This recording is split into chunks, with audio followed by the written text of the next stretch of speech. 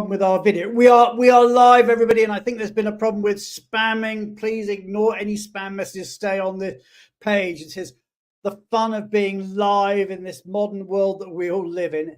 Anyway, talking of the modern world, we've got a really, really exciting show for you today, quite a modern show. We're going to be talking about moving with children. We've called it Family Footprints. And this is such a super important subject. I mean, and funnily enough, I think it's not one that people have really talked about that much. But we talk about mobility. We talk about it from the perspective of the mobility managers. We talk about it from the perspective of the assignees. We talk about it from the perspective of the vendors. Maybe we talk about it from the perspective of the line managers. But when do we ever actually talk about mobility from the perspective of the kids? So today we're going to try and have a lens. The lens is going to be, let's look at mobility through the eyes of the youngsters who are moving. I'm seeing people coming in from all over the world. I see Erica there and Stephanie from Philadelphia. And we've got Karen coming from Scottsdale and Marta there from Portugal. People coming from all over the world, which is super, super exciting. So it is a really important conversation. So please do join us. Write in the comments box who you are. I see Petra, a previous guest on the show's come in. Helen Frew coming from the Netherlands. Write in the comments box. Tell us who you are, where you are. And we've got this really important show. But not only is it important, but of course, you can also get your credits. So if you want credits, maybe you want your credits from ERC, and they've got the GMS and the CRP credits up there.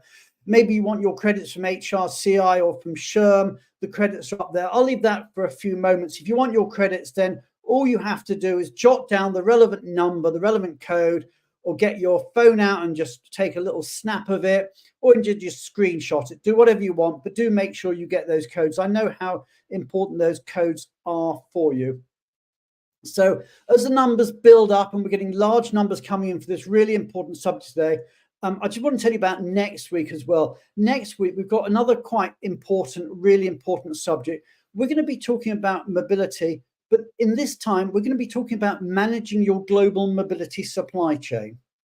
Because in a lot of cases, when we talk about mobility, we're talking about the corporate relationship, we're talking about vendors, but we're not necessarily talking about that whole supply chain, the vendors and the sub-vendors, the subcontractors, going all the way down from maybe billion-dollar businesses to, fairly small niche boutiques, and how you manage that. So that's our show next week. And if you're interested in understanding more about global mobility supply chains, and then do join us next week, and we'll be doing that.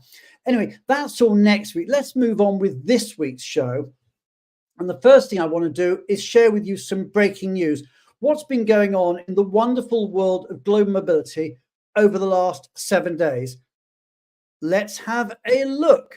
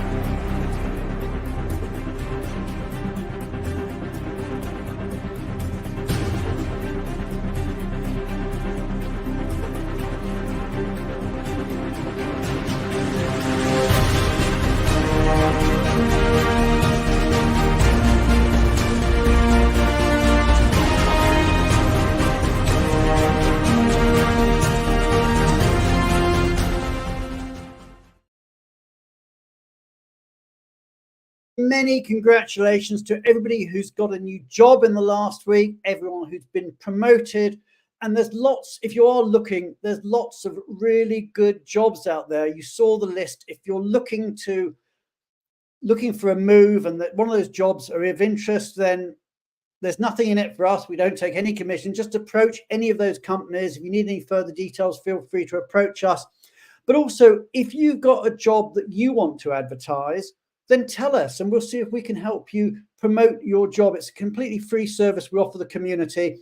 So if you'd like to promote a job that you've got out there, then let us know. And equally, if you've moved job or you've been promoted and you want to share your bit of good news with the community, again, let us know.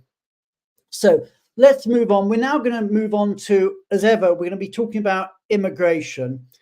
Julia Onslow-Cole actually is not going to be with us today, but her replacement, her wonderful stand-in, is the amazing Louise Haycock from Fragomen, her colleague, her partner there. So please, everybody, as we play the video, it's actually Julia's video, but we're going to bring Louise on. It's her first time on stage, so you know what to do, everybody. Let's really welcome Louise onto the stage. Let's hit the heart button, hit the like button, hit the applause button, and let's welcome onto the View from the Top stage the wonderful Louise Haycock.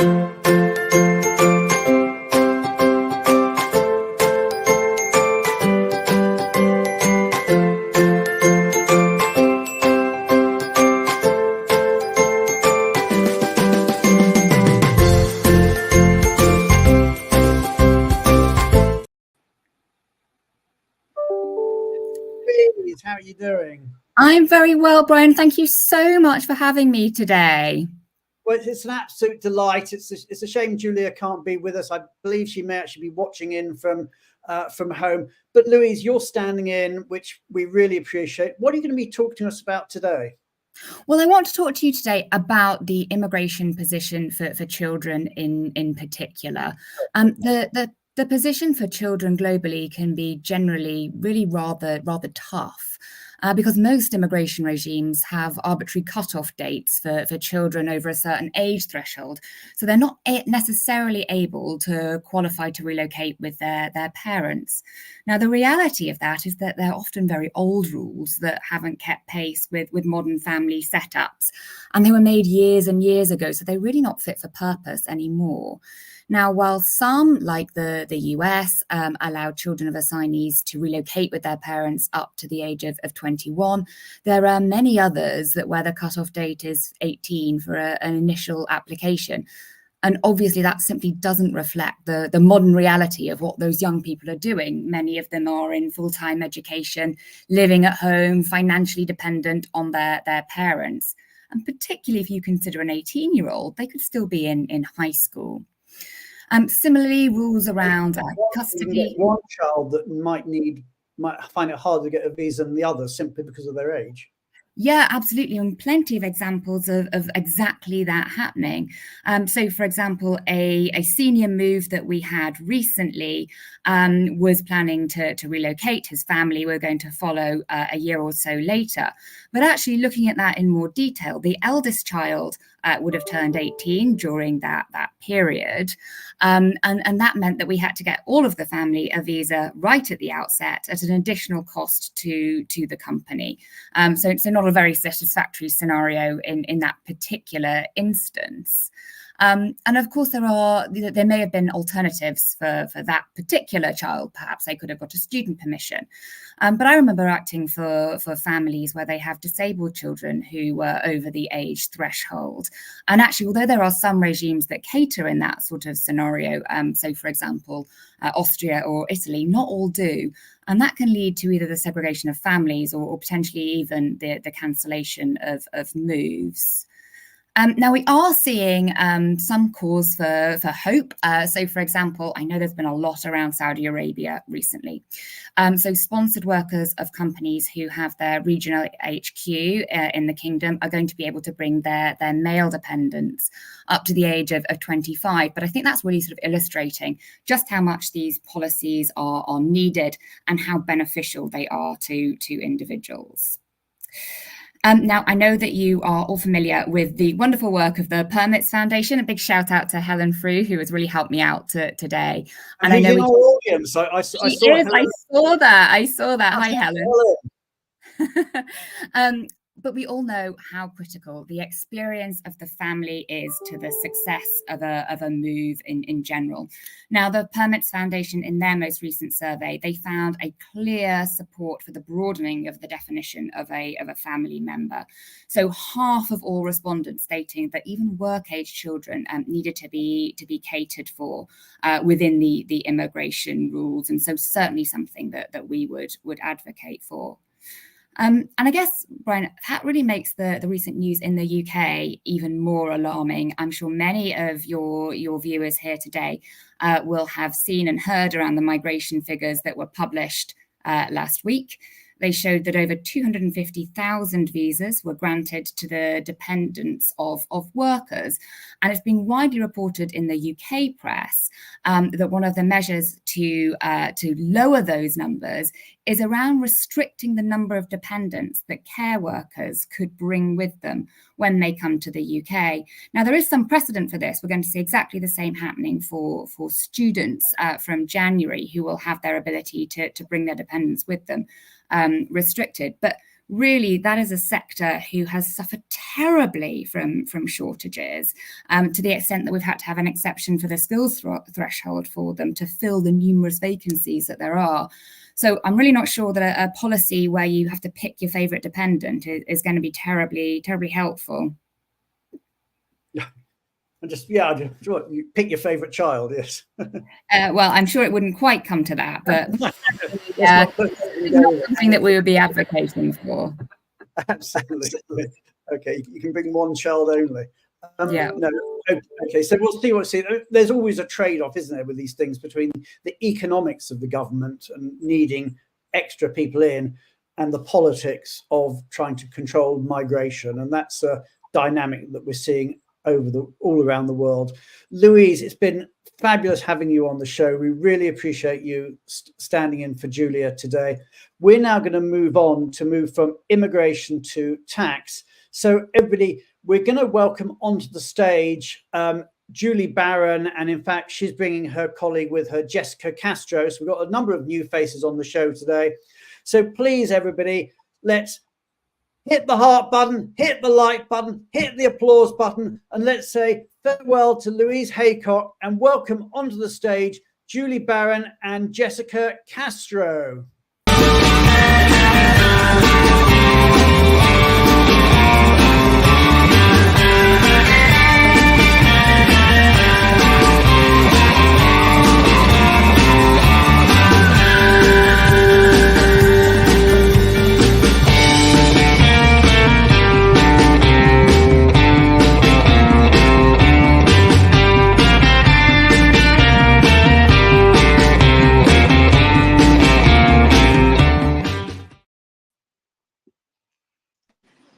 Hi, Brian. How are you?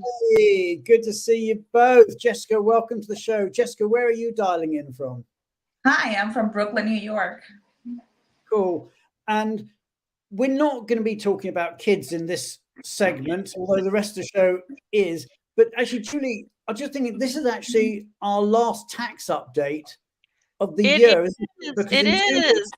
We've got the big reveal, so we don't have a tax segment on that. So, okay, so this is our last tax segment. Where are we going?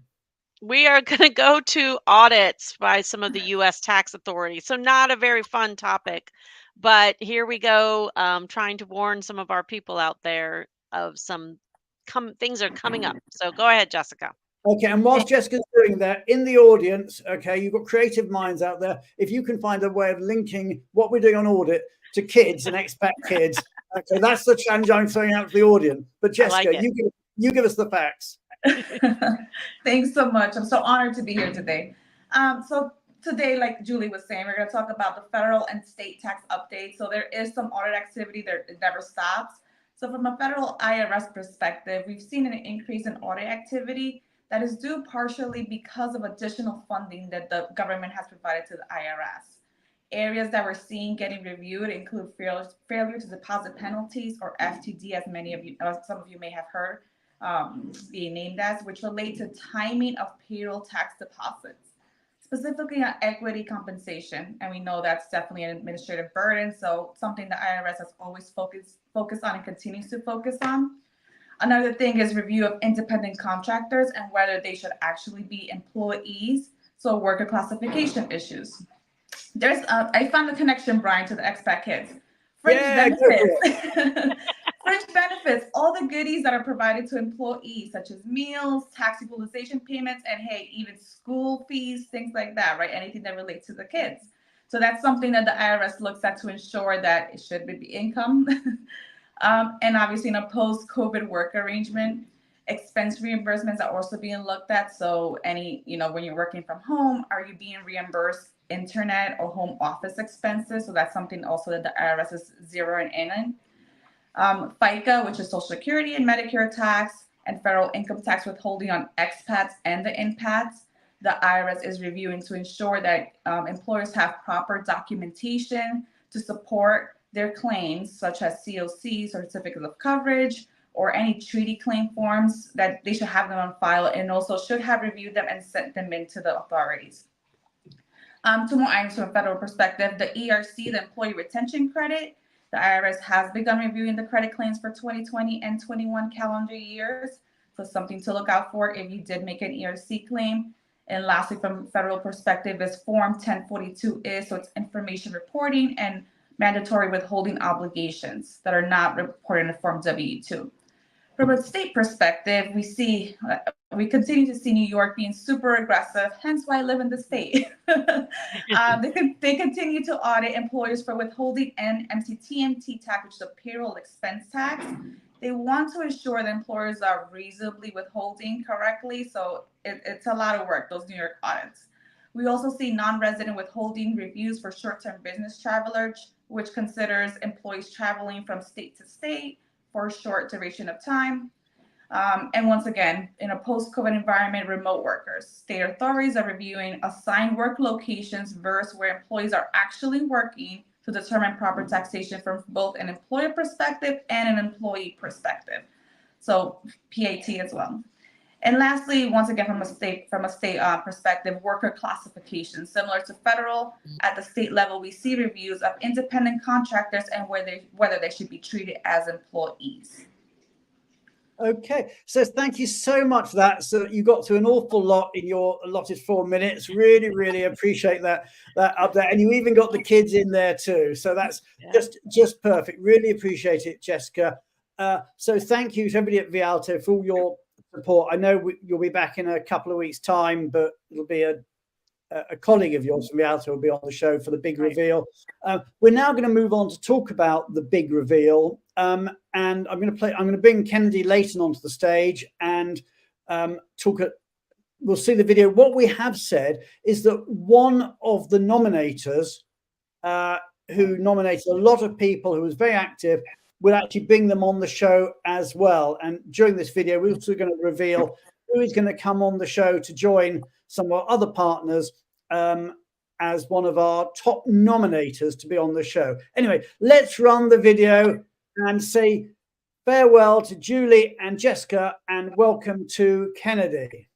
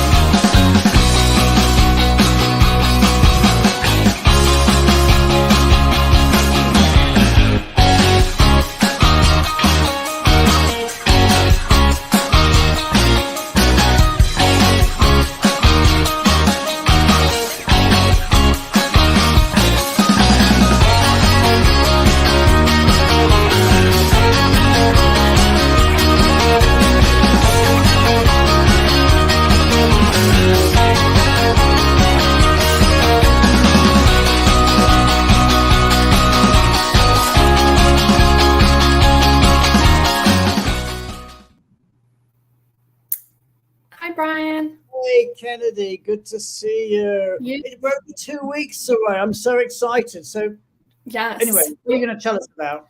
We have some very exciting Benevo updates to share with everybody today. First, Benevo is thrilled to introduce our new feature, Benevo Messaging. It's a real-time chat functionality integrated into our platform. This feature is designed to enhance communication and collaboration among our users, including employees, service providers, and clients. If you are a client, you can join the beta for this feature. And also on Thursday, we have our client webinar, and we do share our new features there. Also this week, Benevo will be in Chicago for the Chicago Relocation Council event, and Benevo's very own Mary Weaver will be hosting a Tech Connect breakfast on Thursday. And if anybody wants to join last minute, you can still register. And then coming up in the beginning of December, you can meet Benevo's Kara Butler at the Greater Washington Relocation Council and Charlotte Metro Relocation Council event. And also at the Greater Washington Relocation Council event, Benevo has been asked to speak about the role of AI and GPT in global mobility. But those are all the updates I have for today. A lot of exciting stuff happening at Benevo. Yeah. Cool. And very, very exciting stuff. We're going to move on now to talk about the main subject of the day, which is moving with kids, family footprints, expat kids, call it what you want. I'm super excited. We've got with us backstage Karlijn Jacobs. Karlijn Jacobs is the International Ombudswoman or the Ombudswoman for the International Child. I might not have got that exactly right, but we'll find out more about that in a moment, and is absolutely passionate about moving with kids. And we've also got Jay Patel, who again has got this huge experience, both as a kid himself and as a parent of moving kids. And we've even got a kid on the show. So everybody, hit the heart button, hit the like button, hit the applause button. Let's start talking about family footprints, moving with kids.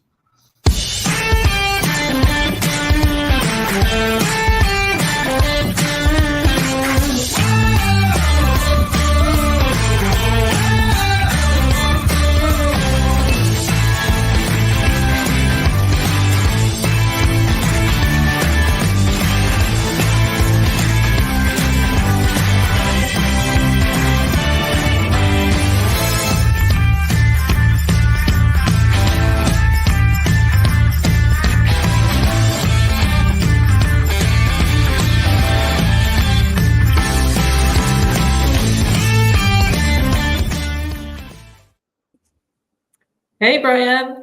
Hey, hi, Brian. Good to see you. So we've got Jay and we've got Karlijn. Karlijn, I apologize. I completely muddled up your title. So you're the Ombudsperson for International Children. So You got it correct this time. okay, tell us what that is.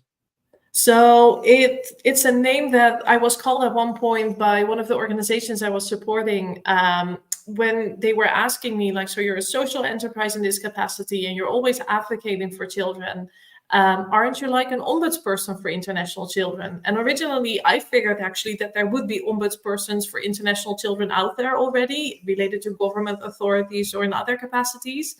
There's plenty of ombudspersons for children out there, not for international children. So as long as nobody else is making the claim, we're happy to wear this title and do what we can in this capacity. That's so good to hear that. I think what you're doing is so important. And Jay, we're getting a lot of love coming in for you there. I saw a couple of comments. So Jay, for people who don't know you, tell us a bit about yourself. Yes, thanks, Brian. Hi, everyone. So my name is Jai. I have a mixed background. My mum is British. My dad is Indian. I was born in the UK, moved to the Netherlands when I was 2. Grew up in The Hague, studied economics in Rotterdam, rolled into the whole expats and taxation world through a couple of Big 4 companies. Started at EY, which is where I also worked with Tara, who's on the chat. Moved to Deloitte, and then in 2015 moved to Phillips and moved in-house into the wonderful world of global mobility. Managed their international mobility team for the last 7 years. And as of 1st of May this year, I'm working as a contractor, so working independently and doing a project at TNO, Research Institute here in the Netherlands. Went on assignment myself in 2012 and 13, back to London. I always wanted to live and work there, and that's where my daughter was born, and we came back 2 years later.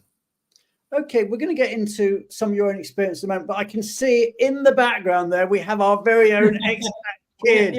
Come on stage, everybody. I wanted to, like you've never done it before. Hit that up button, hit the like button. Worked up quite the nerves. Okay, who have we got here? So here she is. Hey. Hi. Now, Elle. It's Elle, isn't it? It's Elle indeed. Elle, so tell us, how old are you? Hoe oud ben je? 10. In English, or do you want me to do it? Yeah. She's 10 years old. You're 10 years old. Well, thank you so much. You are the youngest guest we've ever had on the show. So we are super, super delighted to have you. So tell me, Elle, where were you born? Waar ben je geboren? She's whispering. She worked up quite the nerve. So she was born in Shanghai, China. You were born in Shanghai. And tell me, Elle, when you go to school or you're with your friends, do you feel different in some way because you were born in China and you lived abroad? Does that make you different to your friends in some way? Does it make you think of the world differently? Dus Brian vraagt, als jij op school of bij vrienden, heb je dan het gevoel dat je anders bent of anders naar de wereld kijkt, omdat je in China bent geboren?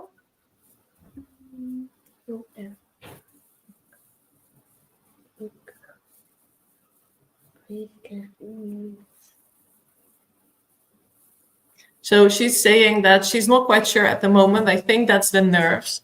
I actually asked her before, because of course we prepped for this a little bit, not me telling her what to tell you, but figuring out what she wanted to say. So originally she was telling me that it's always both fun, but also complicated to be half Chinese when you're as blonde as your mom is. I get funny questions about that too. And she has quite a fascination for,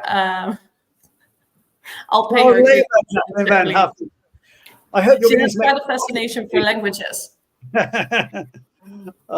So Elle, thank you so much for being on the show. We'll let you go and play, so you don't have to be bored with all the grown-ups. Look, you're welcome to stay if you'd like to, but feel free to go as well. So thank you so much. Okay, wil je nog zwaaien? Okay, she's off. Oh, that was so sweet. It was so lovely to have our youngest ever guest on the show.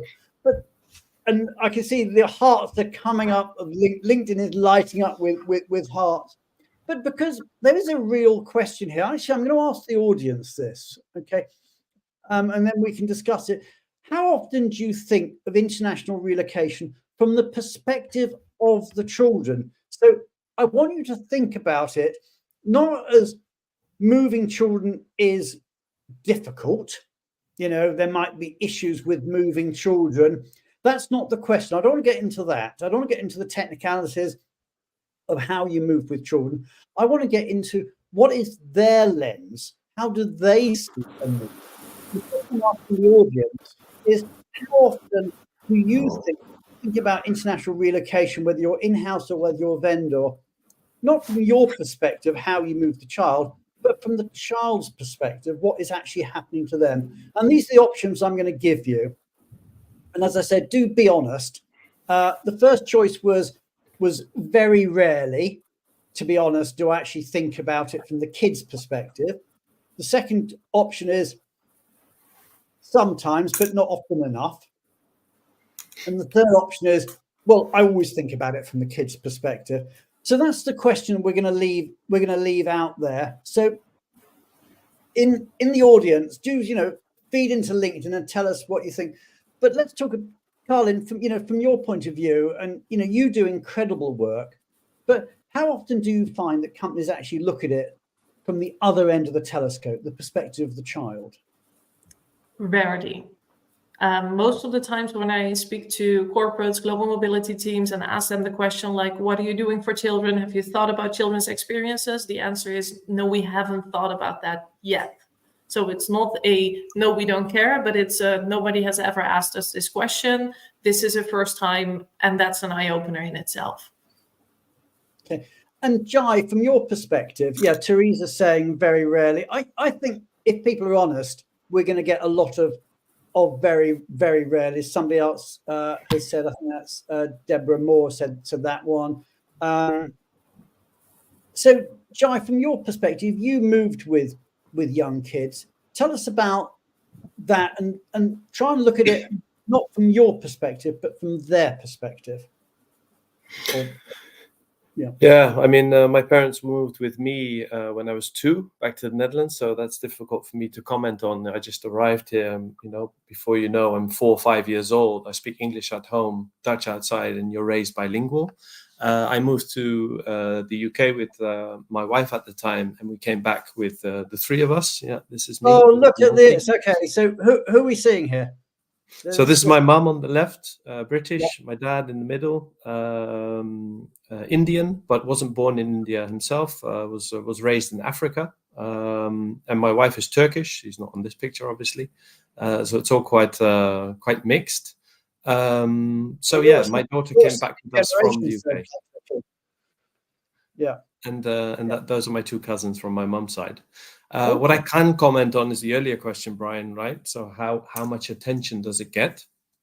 From my experience, it's not looked at enough, right? So from the start of an assignment, when you have a briefing, you speak to the assignee. We always say, please bring your spouse along. Please even bring your family members along for the briefing, where we explain the policy, the process. It rarely happens, right? Sometimes more people will bring their partner along, and you're speaking to 2 people instead of 1 if they have a partner. But the kids are not looked at. And we provide plenty of support, but it's all financial, right? We pay massive international schooling tuition fees. We pay for costs to keep up the mother tongue, remedial teaching afterwards. So there is a lot of financial attention, but in my eyes, too little attention for emotionally, mentally preparing these kids for the move. Because if you're a kid being moved, I know there's an exciting adventure in front of you, but you're leaving your school, you're leaving your friends, you're leaving your grandparents, you're leaving your neighborhood, you're leaving your home, and then you're going somewhere that you don't know anything about. And the only reason you're going is because of daddy's work or mummy's work. I mean, Karlijn, tell us a bit more about the work that you do, Karlijn, but also about the kids' perspective and what you've seen professionally. So we originally started this adventure on the realization that there weren't enough resources for organizations that wanted to do more for children. That was sort of our original motivation. And whilst doing this work, we realized that it actually had a different starting point, that raising awareness, exercises like we're conducting right now with the 3 of us, that's where a lot of our work is taking place. And one of the places that I typically start workshops when I'm supporting organizations is with the moment that a contract is being signed. So the contract has been signed between a corporate and an employee. That employee is a father or a mother to children that are involved with the upcoming relocation.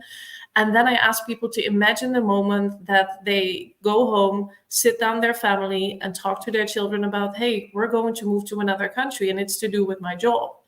And imagine that conversation taking place. So imagine what it looks like having to tell your children, break this news, get the mixed responses. Some children are immediately excited about the upcoming ID, whilst other children immediately realize that this means that they won't see their grandparents as much. So that's typically our starting point. And then we follow the children along that journey in the context of what is it that your organization is offering to this family to support, and where's the gaps, where's the opportunities, where's the risks even. Yeah, there's a comment here. I want to pick up on a comment that Nicholas said, and let me just pull this one up. He said, depends on what kind of kid you ask. In their shoes, I would have flourished, amazed by the world and all it has to offer. Learn a new language, make friends to last you a lifetime. Such an amazing life from the get-go. And actually, Tally, our producer, responded and said, I wish it was so easy. I know Tally herself has got two kids who've moved around on assignment. But so let's just talk that through. I mean, you've got this balance, haven't you? On the one hand, you've got this life-changing experience. But the problem with that is that's at the time you're going, it's uncertain. I mean, after the event, it could be fantastic, but the time you're actually moving, it's uncertain because you haven't had that experience. Whereas what you're giving up is the certainty, the security of your family, your friends, your grandparents, your school, etc., etc. So how do you get over that? How do you help children make that transition from the certainty of what they have to the excitement of what they're moving to? So the most important resource for children are their parents. And the more equipped their parents feel in guiding their children through the upcoming relocation, that makes a huge difference. Parents are role models, parents are sources of information, etc. Next to that, we also believe in seeing these children in this journey. So as an example to the conversation I was referencing earlier, there's an opportunity for organizations to have an assignment letter to your SIE, obviously, but include a children's assignment letter. So there's some things that you could do for that child to feel represented. Whoa. Stop. I just want to pick up on that because that's major. Okay. So what you're saying is that companies should have or could have a specific assignment letter written to the child. So apart from the, if you like, the legal one that is going out to the employee, there's a separate one for the child, presumably written in child friendly. Like, that's a lovely idea.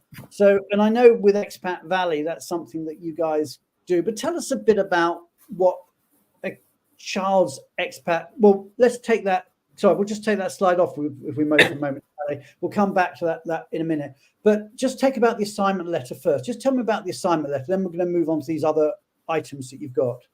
So we are advocating for systemic change. We are advocating for everybody in the industry, whether that's the employer, whether that's the DSP, the household goods removal, everybody to do whatever it is that they're doing in a child-friendly way. And from that systemic perspective, if you're an employer and you realize that you're putting your employee in a position where they're sitting down their family and having to tell their children about this news, the thing that happens overnight the next morning is that at least one of these kids is going to wake up thinking, why is my parents' job so important and we need to move to another country for it? And you can put it in the shoes of the parent to answer that question, or you take that ownership yourself and you use that as an opportunity to meet that child, to show that you've seen them, which of course also reflects on the relationship you have with your employee. And you write them that letter. And that letter not only explains what it is in their parents' experience or in their parents' talents that's so important to your business and to your job that you need to get done, that they're moving, but you're also reassuring the child that you and your colleagues and any partners and vendors that are part of your program are going to help them and their parents relocate successfully to that other country. That kind of reassurance is huge for a child. Absolutely. Yeah. And Jay, I saw you nodding so much as Karlijn was saying that, and yeah, I want you to come in on that. And I also want to pull in a comment here that sorry, wrong comment. That Emily had. Emily said, "Unhappy children will make life very difficult for the assignee. It's baffling to see that employers don't really look at this aspect more closely." Yeah, So I completely agree with Emily, and it's strange, right? All our focus goes out to the assignee, and we talk about the family, of course. And back at Phillips, we had this amazing partner support program, right? Shout out to Jacqueline, who's also on the line. Why is there not such similar support for the kids, right? We're spending so much attention and money on these assignments. So I definitely latching on to the idea of Karlijn and Expat Valley. I think there's definitely a demand for it. What I would also want to add to the earlier discussion is that I think it depends obviously on the parents and the kids and whether they're adventurous and would like to move abroad, yes or no. The earlier you do it, the younger the kids are, in my experience, the more chance of success, right? The kids are very resilient in practice, and the younger they are, they just assimilate, integrate, it goes well. The only assignments where I've seen it really fail, where the kids had a part to play in that, and their education and lagging, coming back and having to retake a year, is when they were like 14, 15, 16, 17. Those are difficult years. Puberty, they've built up their friendships back at home. That's the only kind of age bracket where expats have come up to me afterwards and said, Jai, in hindsight, no regrets on the assignments, but I should have done it earlier when the kids were younger. Okay. Now, because you've been through this as a lived experience, I mean, what were the conversations that, you've had with with a kid or as a kid that, you know, in terms of where's the go, no go decision in terms of an unhappy child? Yeah, I mean, for me, as my personal experience, I was too young to have a say in it. Obviously, when later on in life, I did ask my parents, like, why did we decide to do this? But yeah, they were just convinced that this would be a better future for us as children. Building on my experience with expats and how do they approach this is similar to what Karlijn said. You know, the parents are the main influencing factor for the kids, and they will always sit down with the kids and just try to explain to them why they're undertaking this move. Okay, and I want to just actually let's just put onto screen that picture we had before. This is something that you guys produce at Expat Valley, which is the first aid kid. So tell us about some of the really cool things you can do to help kids who are moving. Tell us about this.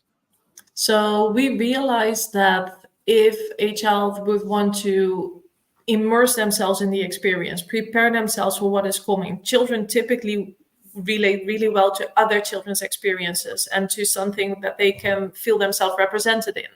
But these tools weren't out there yet, or at least not as accessible as we wanted them to be for a corporate environment. So we developed the first aid kit, and it contains materials designed to help children understand the different stages of international relocation. So in the top right corner, you see the bigger picture, and that's literally a bigger picture. That's a 1 meters high, 1.5 meters wide coloring poster that allows children to, it depicts the journey of a family moving to another country. So you meet them in the top corner of the poster where mom is explaining we're moving, and you see the children learn new languages, try new foods, say goodbye to their grandparents, make new friendships, the first day in school, all those little moments that accumulate into that big international journey.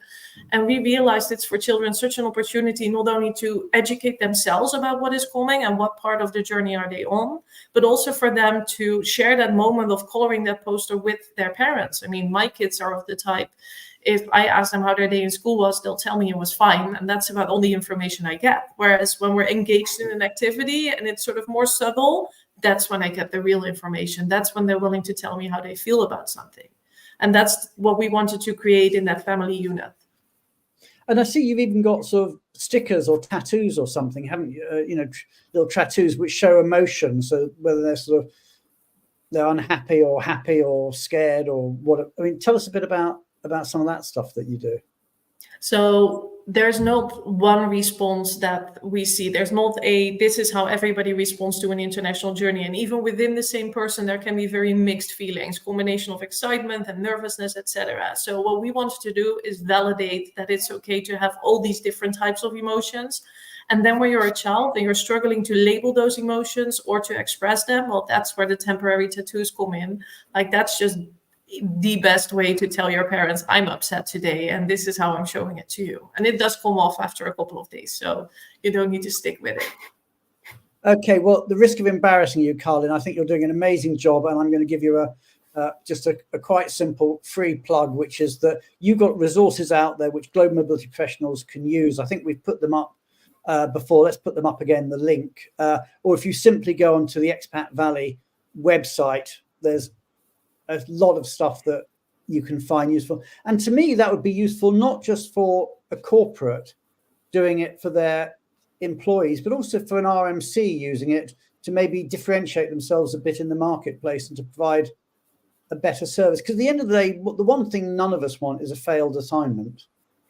And an unhappy child, you know, the unhappy partner, unhappy child, they're probably going to be some of the most likely reasons of assignment failure. As Isabel said, it's already a roller coaster ride for adults. For kids, it must be incredibly confusing. Yeah, and then set against that the point that Jai made, of course, which is that kids are so resilient. So, I mean, we've talked a bit about it from the child perspective. Let's just take the positives of this. I mean, we talk in mobility a lot about return on investment. What is the child's return on investment for going on assignment? Because obviously by doing that, they become a third culture kid. When they're abroad, they're getting a new experience. Tell us a bit about the experience that they are gaining from that is going to, and how that might help them as they become adults later in life.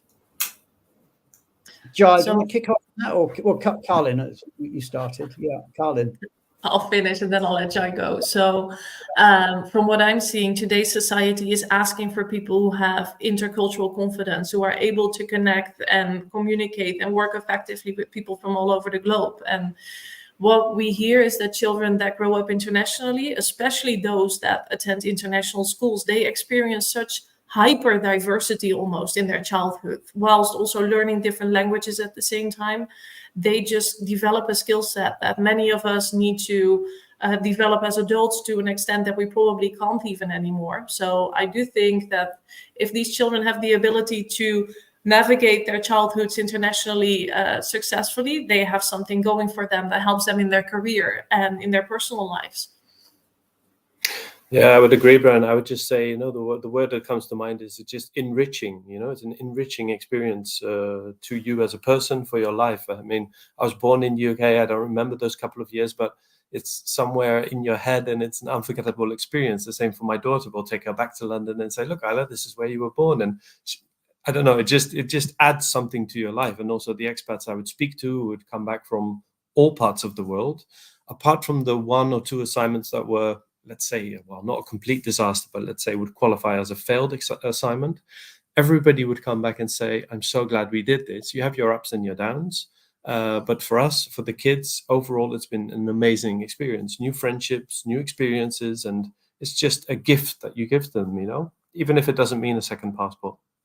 Because it's the small things that you remember as well as the large things. It was the candy that you enjoyed as a kid when you were living in wherever, Australia or wherever you went, on assignment. It was the experiences of things that you did you might not be able to do in your home country, different sports, swimming, surfing, I don't know, whatever that you can't do in your country, but you can do wherever you've gone. It's amazing, isn't it, for all of how things are in our mind when we're kids. Even things like songs and nursery rhymes, we remember as adults so well, the things when our minds are sponges at that age. There's an interesting thing. Okay, Melissa, let's just pull that on back up. So Melissa made a great point. She says empathy is they learn empathy early on in life. I mean, do you think that expat kids learn more empathy with different nationalities, different cultures, different religions than if they'd stayed back home in their sort of domestic bubble? There's actually research that confirms just what you're saying here. There's a term for this, ethnocultural empathy. So the ability to relate and understand to the feelings of people from different ethnicities and cultures. And most international children develop that skill quite naturally by being exposed to so many different people and learning about how norms and values are culturally influenced to an extent that a lot of people don't realize. Okay. We've talked so far about traditional families, or maybe that's just been the assumption. Let's talk about others. Let's talk about single parent families and mobility. What sort of special messages would you get out there for single parents who are moving with children? So I've seen a lot of global mobility teams wanting their programs to be more inclusive, wanting to have more women-led assignments. And I wish it was different in 2023. This is by no means a complaint towards my husband, but I do see that in our household, the burden of motherhood lies more heavily on my shoulders than that he experiences the same thing for fatherhood. So I think by supporting children and recognizing to a parent, especially a single parent, that you're creating a safety net for their children, I think that can make a big difference looking at supporting those households. And back to the work of Permits Foundation that we were hearing about earlier in this session, there's a lot of efforts happening in making sure that there's clear understandings for same-sex families, for example. If they want to move with their children, what does that mean? How can we make sure that these children are actually legally allowed to stay in their country? And in what capacity are they then doing that? Yeah, we did a show a little while ago when we were talking about, I think we called it Moving with Pride, when we were talking about non-traditional families moving or same-sex couples moving. And I remember being told one particular story, which I found quite shocking, actually, of a family of 4 who got on the plane as a family of 4. And they got off the plane as 2 unrelated adults and 2 orphans, because the country they had moved to had not recognized their marriage, nor had it recognized their children. And what was most shocking in that story is the country in question was Belgium. It wasn't, you sort of expected to be somewhere, in Africa or the Middle East or somewhere, but, it was the center of Europe. Here's a quote from, we mentioned Jacqueline Van Haften, shout out to her. Let's just take her quote. She said, quoting a seasoned Heineken expat partner, she's been on the road with 4 kids for 20 years.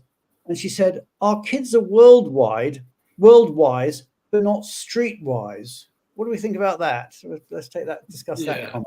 I can imagine what Jacqueline is referring to. These people just, growing up in compounds, expat villages, and moving from compound to compound, from the American school to another international school to the next international school, and having seen loads of the world and loads of experiences. But find it, just exactly as Jacqueline says, not very streetwise. You have a lot of those expats as well. That's a really interesting point, that in a way what we're saying is, depends where they go, but they're not actually seeing the country. They're seeing this separate culture, this international bubble where the expats are all living together, in some countries in a compound. If not in a compound, it's sort of de facto in a compound, because they're going to an international school and they're just mixing with international kids. So in some way, is that a little bit more of a bubble than if they'd stayed back home and they'd gone to a state school locally rather than a private school internationally? The trouble is, you can never control these experiments, can you? I mean, each child is different. But on balance, I mean, do we think it is, from a kid's perspective, life enhancing, or do we think life enriching, or do we think that it's actually potentially damaging?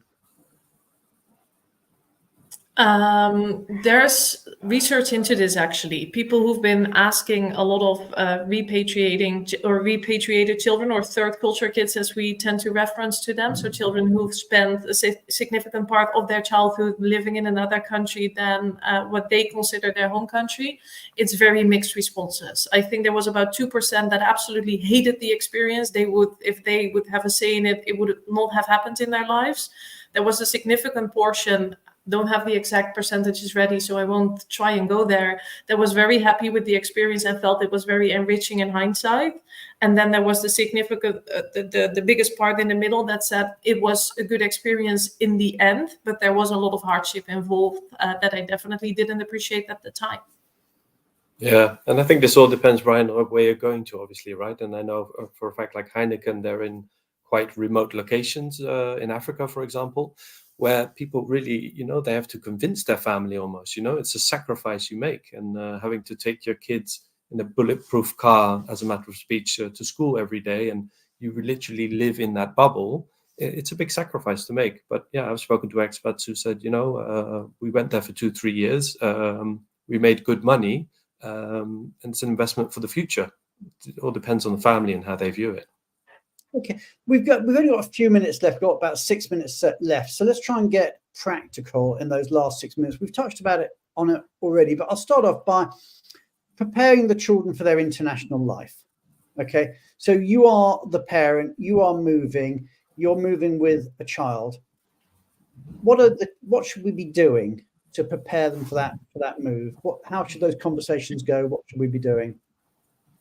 So as much as possible, we want children to understand what is coming for them from their perspective. So we try to explain to children the practical things. Imagine, just in the context of household good removal, you have your bedroom, you have your little rock and leaves collection and whatever else it is that children tend to drag into their rooms and think is the most important thing in the world. And now your parent is telling you that you get to pack 3 boxes and we'll bring some of your furniture, and that's about it. So trying to put ourselves in the shoes of these children and understanding and showing empathy for their experiences, while also modeling at the same time how they can go about this and process this, that makes a big difference.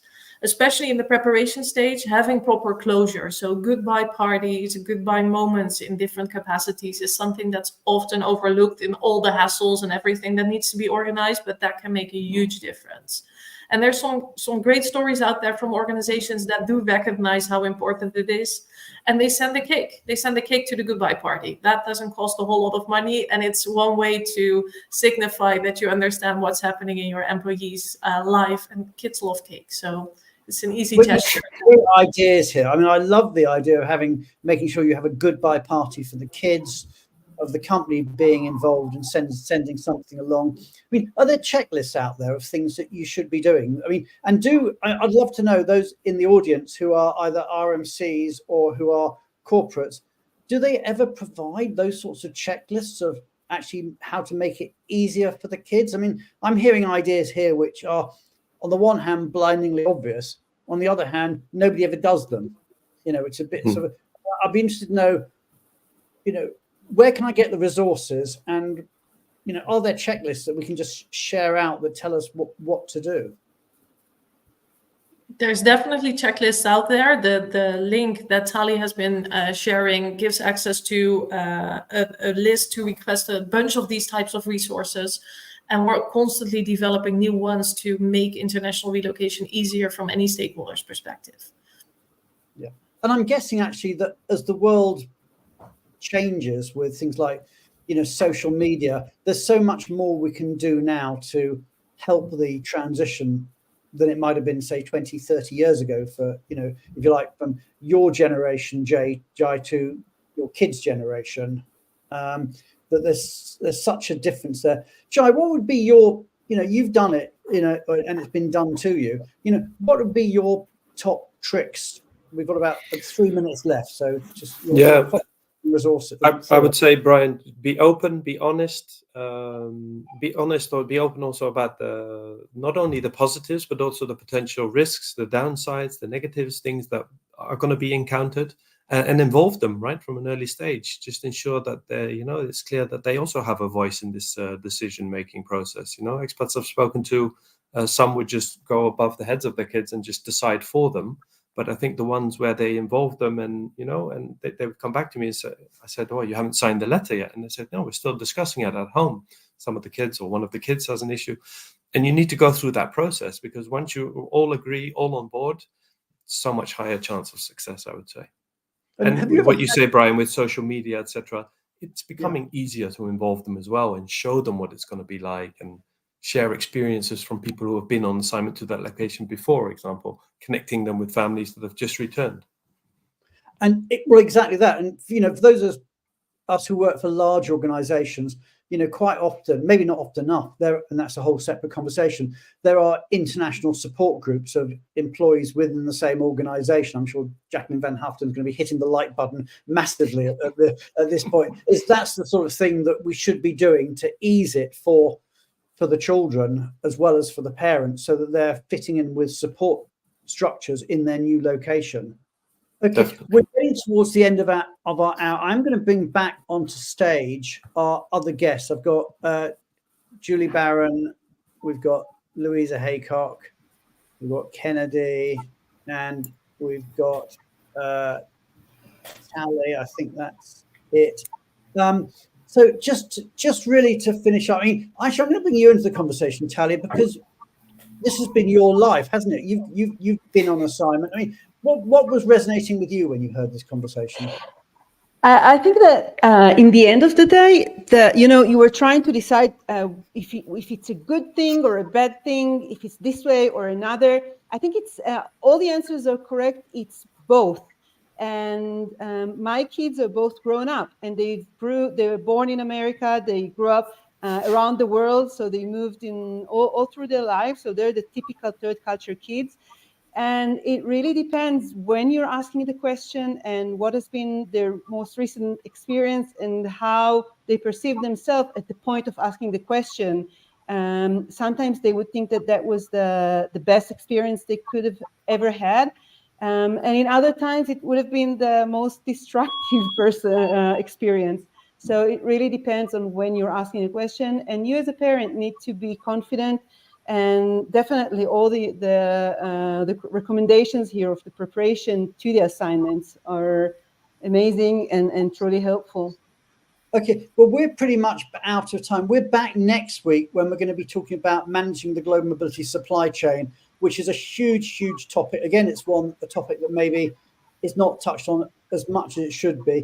But thank you so much to all our audience. It's been fantastic chatting to you Rob, all. we're not going on holiday yet. It's just holiday, Rob.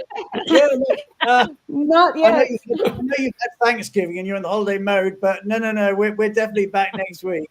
Shouldn't companies allocate youth and teen cultural training as part of their relocation package? Absolutely. Whether they will, of course, is a different matter, but they absolutely should. Thank you so much to everybody in the audience, but thank you especially to Louise Haycock for standing in. So we really appreciate you standing in for Julia.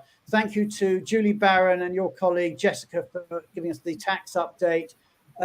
Jai and Karlijn, thank you so much. And a really big special thank you to Elle for coming along and sharing the perspective of a 10-year-old and in a foreign language as well. A real shout out to her. And of course, thank you to Kennedy for giving us our Benevo update with some great news there. So thank you, everybody. We're now finished for the week. We're back next week. So we'll see you next week when we're talking about managing your global mobility supply chain. Take care, everybody, and have a great week. Rob, 2 more.